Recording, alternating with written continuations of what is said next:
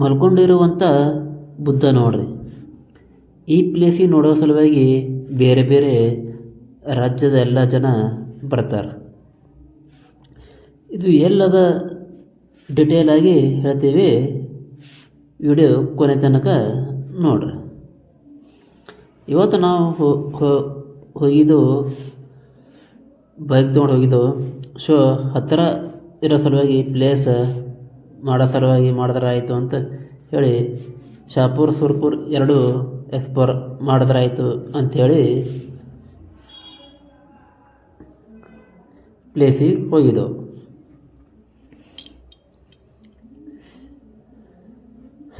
ಮಲಗೇರಿ ಪರ್ವತ ಬುದ್ಧನ ಪ್ರತಿಮೆ ಅದಲ್ಲ, ಗುಡ್ಡದ ಒಳಗೆ ಕ್ರಿಯೆ ಆಗಿದ್ದು. ಅದು ನೋಡಬೇಕು ಅಂಥೇಳಿ ಹೋಗಿದ್ದು. ಇಲ್ಲಿ ಸಾಕಷ್ಟು ಕೇಳಿದ್ದು ನೋಡಿರಲಿಲ್ಲ. ಹೇಳಿದ್ರೆ ದೂರದಿಂದ ನೋಡಿದ್ರೆ ಅದೇ ರೀತಿ ಕಾಣಿಸ್ತದೆ. ಹತ್ತಿರ ಹೋದಂಗೆ ಅದು ಶಿಲ್ಪ ಕಾಣಿಸಂಗಿಲ್ಲ, ಕಾಣಿಸಲಿಂಗಿಲ್ಲ. ಆದರೆ ದೂರದಿಂದ ನೋಡುತ್ತಿಲ್ಲ ಹೆವನ್ ಅಂತ ಹೇಳ್ಬೋದು.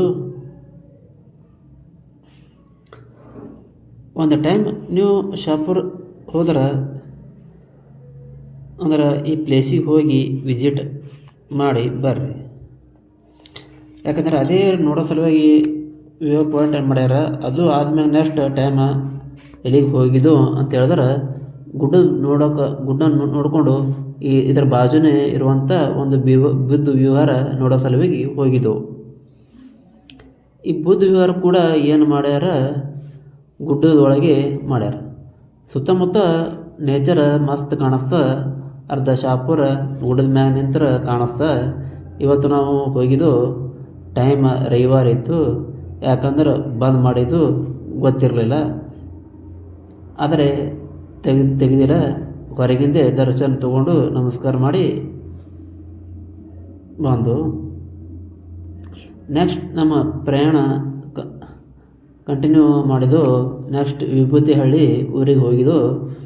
ಶಾಪುರದಿಂದ ಸುರ್ಪುರ್ ಒಂದು ಸೆಂಟ್ರ್ ಒಳಗೆ ವಿಭೂತಿಹಳ್ಳಿ ಇತ್ತು ಬರ್ತದೆ. ಅಲ್ಲಿ ಸ್ಪೆಷಲ್ ಅದ ಅಂಥೇಳಿ ನೆಕ್ಸ್ಟ್ ವಿಡಿಯೋ ಒಳಗೆ ತೋರಿಸ್ತೀವಿ. ಧನ್ಯವಾದಗಳು.